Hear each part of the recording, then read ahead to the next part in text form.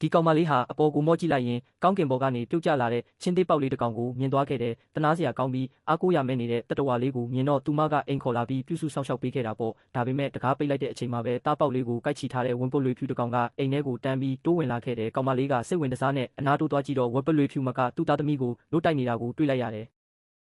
အဲ့ဒီအချိန်မှာပဲဗိုက်စာနေတဲ့ချင်းသေးပေါက်လေးကတတိကြီးကြီးနဲ့ရှေ့ကိုတိုးသွားပြီးဝင်းပုတ်လွေအမေနားမှာကပ်ပြီးနှုတ်ဝင်ဆိုးတော့တာပဲပိုပြီးအံ့ဩဖို့ကောင်းတာကဝင်းပုတ်လွေအမေကချင်းသေးပေါက်လေးကိုလုံးဝညင်းပယ်မပစ်ခဲ့ဘူးကြည်နူးစရာကောင်းတဲ့ဒီမြင်ကွင်းကြောင့်စိတ်လှုပ်ရှားသွားရတဲ့ကောင်မလေးကအဲ့ဒီအချိန်မှာပဲတားငယ်လေးနှစ်ကောင်စလုံးကိုမွေးစားဖို့ဆုံးဖြတ်လိုက်ပါတော့တယ်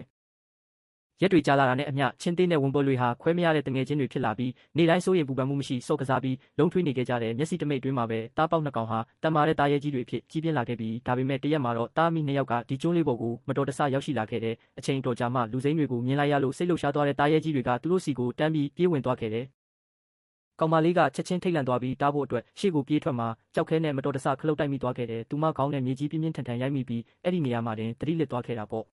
သူတို့တခင်သတိလစ်လဲနေတာကိုမြင်တော့တားရဲနှစ်ကောင်ဟာကောင်မလေးနားမှာစိုးရိမ်ကြီးနဲ့ပတ်ချလဲဝိုင်းပြီးညှဉ်းညူရင်းလမ်းသွားလမ်းလာတွေလာကူညီဖို့သူတို့အတန်တွေနဲ့ဆွဲဆောင်ဖို့ကြိုးစားခဲ့ကြတယ်ညရောက်တဲ့အထိသူတို့ဟာလက်မတစ်ချက်မှမရွေ့ပဲဘေးကနေတိတ်တဆိတ်ဆောက်ရှောက်ပေးနေခဲ့တယ်နောက်တနေ့မနက်မှာတော့ကဘာလက်ခီးတဲ့တယောက်ကျွန်းစီရောက်လာခဲ့တဲ့ဝမ်ပလွေဖြူကသူ့ကိုမြင်မြင်ချင်းအကူအညီတောင်းတဲ့အနေနဲ့ချက်ချင်းပဲအော်ဟစ်လိုက်ပါတော့တယ်အဲ့ဒီလူကအတန်ပလန်နောက်ကိုလိုက်သွားရင်းမြေကြီးပေါ်မှာလဲနေတဲ့ကောင်မလေးကိုတွေ့ရှိသွားခဲ့တယ်စေကူတာမှုခံယူပြီးနောက်မှာတော့ဆရာဝန်ကကန်ကောင်းလို့ဒီသားရဲ့နှစ်ကောင်ကသူမကိုနွေးနွေးထွေးထွေးထားပေးခဲ့တာမဟုတ်ရင်ဒီလိုအေးဆက်တဲ့ညမှာအိမ်မိပြီးတေဆုံးသွားနိုင်တယ်လို့ပြောခဲ့တယ်ဒါပေမဲ့ဒီလိုအသက်ကယ်ဖို့စောင့်ရှောက်ပေးခဲ့မှုကဒီသားရဲ့ကြီးနှစ်ကောင်ကိုလူတွေရဲ့မျက်စိရှိမှလုံးဝပေါ်တင်ဖြစ်သွားစေခဲ့တယ်ဝင်ပို့လွေဖြူကိုကာကွယ်စောင့်ရှောက်ရေးစင်တာကိုပို့ဆောင်ခဲ့ပေမဲ့ချင်းသေးကတော့ကံမကောင်းခဲ့ရှာဘူးပြဆက်ယုံကိုအတင်းအကျပ်ပို့ဆောင်ခံရပြီးပတ်စံရှာတဲ့ဖြောပြရေးကိရိယာတစ်ခုအဖြစ်ရှော့ချခံလိုက်ရတယ်ကောင်မလေးတတိယလာပြီးဒါကိုတိလိုက်ရတဲ့အခါမှာတော့နေမကောင်းသေးတဲ့ကြားကဆေးရုံကနေဆင်းပြီးသူတို့ကိုရှာဖို့ခရီးထွက်ခဲ့ပါတော့တယ်မကြခင်မှာပဲချင်းသေးကိုတင်ဆောင်လာတဲ့ပြဆက်ယုံကားဟာမျိုးတဲကိုလှည့်လည်ရင်းဝမ်ပူလွေရဲ့ကာကွယ်စောင့်ရှောက်ရေးစင်တာဘေးကနေမတော်တဆဖြတ်မောင်းသွားခဲ့တယ်ဝမ်ပူလွေကချင်းသေးရဲ့ဟောက်တန်ကိုချက်ချင်းမှတ်မိသွားပြီး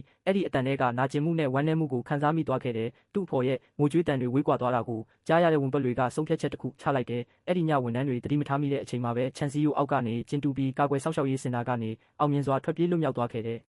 သူကချင်းသေးရဲ့အနက်နောက်ကိုလိုက်ပြေးရင်ပြဆက်ယုံစခန်းရှိတဲ့နေရာကိုအောင်မြင်စွာရှာဖွေတွေ့ရှိသွားခဲ့တယ်ဝင်းပလွေကဆက်ပြီးကျင်းတူးခဲ့ပြီးပြဆက်ယုံဝင်းထဲကိုအလွယ်တကူပဲခိုးဝင်သွားခဲ့တာပေါ့ဒါပေမဲ့ချင်းသေးရဲ့တန်လောင်အိမ်သားကိုရောက်တဲ့အခါမှာတော့အဲ့ဒီခိုင်မာတဲ့လှောင်အိမ်တကားကိုမဖွင့်နိုင်တာကြောင့်သူစိတ်ပြက်လက်ပြက်ဖြစ်သွားခဲ့ရတယ်ဒါကြောင့်သူကတကိုင်းကိုကတော့အဖြစ်သုံးပြီးတုံလို့စရာကောင်းလောက်အောင်ခိုင်ခန့်တဲ့လှောင်အိမ်ကိုတုံးဖွင့်ဖို့ကြိုးစားခဲ့တယ်လှောင်အိမ်ထဲကချင်းသေးကလည်းရှေ့ကိုတိုးလာပြီးအတူတူရုန်းကန်ခဲ့တာပေါ့ဒါပေမဲ့တကိုင်းကမာကျောတဲ့တန်လောင်အိမ်ကိုမလှုပ်ရှားနိုင်ခဲ့ဘူးပိုဆိုးတာကသူတို့လှုပ်လိုက်တဲ့စူညံတန်ကပြဆက်ယုံပိုင်ရှင်ကိုချက်ချင်းတတိပြုမိသွားစေခဲ့တယ်ဝင်းပလွေကတစ်တာတလုံးနောက်မှာအမြန်ပုံးလိုက်ရတဲ့ပြဆက်ယုံပိုင်ရှင်ကကနာမငြိမ်ဖြစ်နေတဲ့ချင်းသေးကိုအံ့ဩတကြီးကြည့်ပြီးဘာဖြစ်နေလဲဆိုတာကိုစစ်ဆေးဖို့လှောင်အိမ်တကားကိုဖွင့်လိုက်တယ်ဒါပေမဲ့ပြဆက်ယုံပိုင်ရှင်တကားဖွင့်လိုက်တဲ့အချိန်မှာပဲဝင်းပုတ်တွေကရုတ်တရက်ပြေးထွက်လာပြီးသူ့ကိုမြေကြီးပေါ်လှည့်ချလိုက်ပြီးတော့ချင်းသေးကိုလှောင်အိမ်ထဲကနေအောင်မြင်စွာကယ်ထုတ်ပြီးအတူတူထွက်ပြေးသွားခဲ့ကြတယ်ဒီလိုနှစ်အကြာကြီးစောင့်မျှော်ခဲ့ရတဲ့ပြန်လည်ဆုံစည်းမှုကသူတို့ကိုအတိုင်းထက်အလွန်ပျော်ရွှင်စေခဲ့ပြီးအတူတူပျော်ပျော်ပါးပါးဆော့ကစားခဲ့ကြတယ်ပြီးနောက်မှာတော့သူတို့ဟာတောတိုင်းဗီဇာအတိုင်းအိမ်ပြန်လန်းကိုဆက်တိုက်ရှာဖွေခဲ့ကြတယ်